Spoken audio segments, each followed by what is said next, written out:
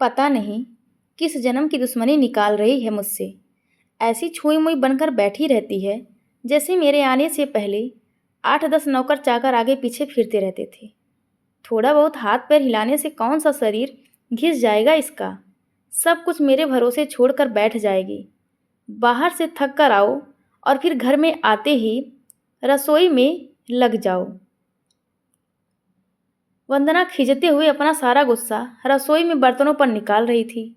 ऐसा नहीं था कि उसकी सास रुक्मणी जी को बहू के बड़बड़ाने का भान नहीं था, लेकिन वो भी ठिठाई पर थी। बहू की भड़बड़ाहट को एक कान से सुनकर दूसरे कान से निकाल रही थी।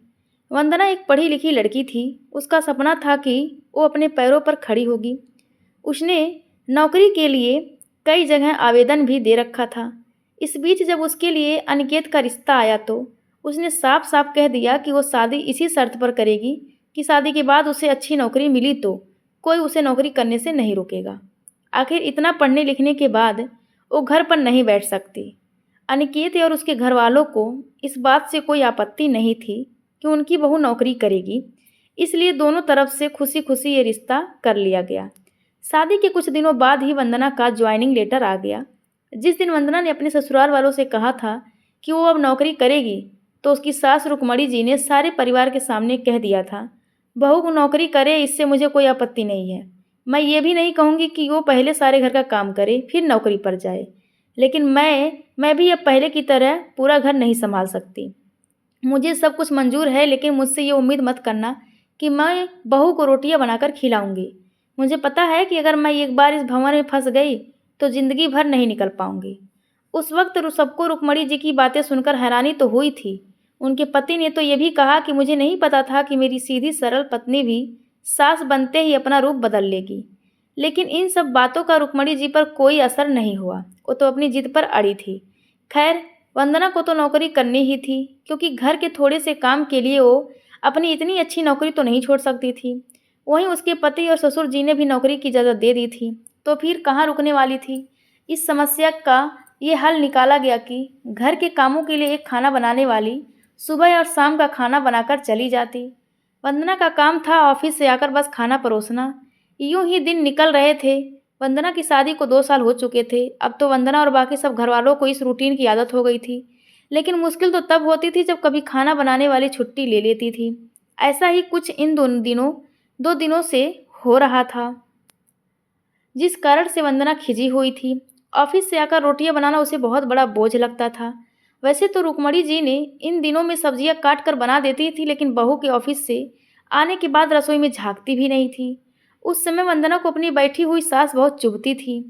वो बड़बड़ाती रहती और रोटियां बनाती रहती थी। बाद में अपनी माँ से फ़ोन पर भर भर कर शिकायत करती, जिसके बाद उसे थोड़ा सा सुकून मिलता था। कुछ दिनों बाद वंदना के भाई की शादी भी तय हो गई। वंदना की होने वाली भाभी का भी नौकरी पेशा था। वंदना की माँ ने सगाई के वक्त ही खुश होते हुए गर्व से कह दिया, भाई मैं तो और सासों की तरह नहीं हूँ जो बहू के आने पर हाथ धरकर बैठ जाऊँ। जब अभी तक पूरा घर संभाल रही थी तो अब क्यों नहीं, मेरी बहू को मेरी तरफ से पूरी छूट रहेगी। जब एक माँ अपने बच्चों को रोटियां बनाकर खिला सकती है तो बहू को क्यों नहीं खिला सकती। बहू तो निश्चिंत होकर नौकरी करना, रसोई मैं संभाल लूँगी। वंदना की माँ के उच्च विचार सुनकर उसकी होने वाली भाभी का पूरा परिवार और खुद वंदना भी गदगद हो गई। वाह माँ, आप कितने बड़े दिल की हैं। काश मेरी सास भी आपकी तरह होती, लेकिन मेरी किस्मत में ये सुख कहाँ।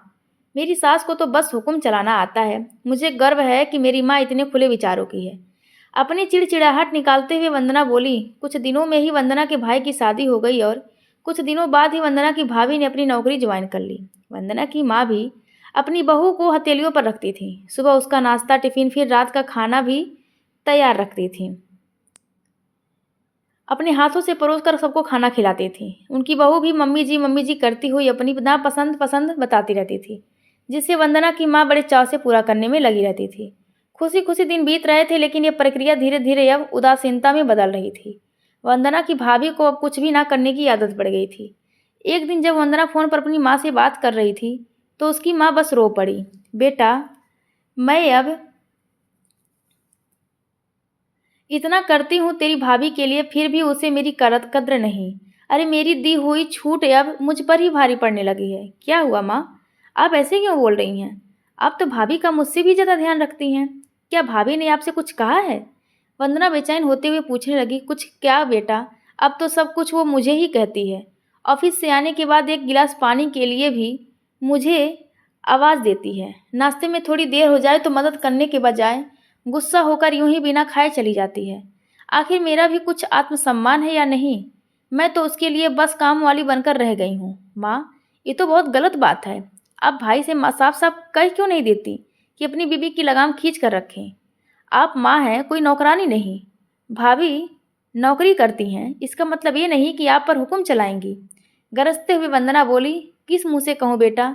पहले तो खुद मैंने ही आगे बढ़कर कुल्हाड़ी पर अपना पैर दे मारा, फिर शिकायत किससे करूँ? तेरे पापा ने तो कहा भी था कि बहू को ज़्यादा छूट दोगी तो बाद में पछताओगी। लेकिन मैं ही बड़ाई की भूखी थी जो अपनी बहू को सर पर चढ़ा लिया। एक बात कहूँ बेटा, तू चाहे अपनी सास को कुछ भी कह, लेकिन समधन जी का ये फैसला सही था कि वो बहू को रोटियां बनाकर नहीं खिलाएंगी। एक बार वो सबकी नज़रों में बुरी अक्खड़ सास तो बन गई, लेकिन आगे के लिए कम से कम अपना आत्मसम्मान तो बचा लिया। अब ना तो तू उन्हें कोई ताना दे सकती है और ना ही कोई रिश्तेदार। काश मैंने भी शुरू से ही ये घर गृहस्थी की पूरी जिम्मेदारी अपने सिर पर ना ली होती तो अच्छा होता, तो आज मेरा ये हाल ना होता। माँ की बातें सुनकर वंदना निशब्द हो गई। भारी मन से उसने फ़ोन रख दिया। बाहर हाल में आकर देखा तो सास ससुर आराम से बैठकर बातें कर रहे थे। बातें करते करते उसकी सास अपने नाखूनों पर नेल पेंट लगा रही थी, जिसे देखकर ससुर जी उन्हें चिढ़ा रहे थे। अब बुढ़ापे में ये फैशन करके किसे दिखाओगी? मेरी तो नज़र भी कमज़ोर हो गई है। किसी को नहीं दिखाना मुझे। मैं तो अपनी खुशी के लिए लगाती हूँ। सारी उम्र तो घर गृहस्थी में उलझी रही। अब अवकाश का वक्त आया है तो अपने शौक तो पूरे कर लूँ। पता नहीं कब भगवान के घर से बुलावा आ जाए। वंदना की सास मुस्कुराते हुए बोली। पता नहीं आज क्यों वंदना अपनी सास की बातें सुनकर चिढ़ नहीं रही थी, बल्कि वो भी मुस्कुरा उठी। सही तो कह रही हैं मम्मी जी, एक गृहिणी को अपने लिए वक्त ही कम मिलता है। पहले अपने बच्चों को पाल पोस कर बड़ा करो, फिर काम काजी बहू आ जाए तो उसे और उसके बच्चों को संभालो। काश मेरी माँ ने भी मेरी सास की तरह पहले ही कह दिया होता कि बहू को रोटियां बनाकर नहीं खिला सकती। दोस्तों, यह कहानी आप सभी को कैसी लगी? कृपया कमेंट करके ज़रूर बताएं। धन्यवाद।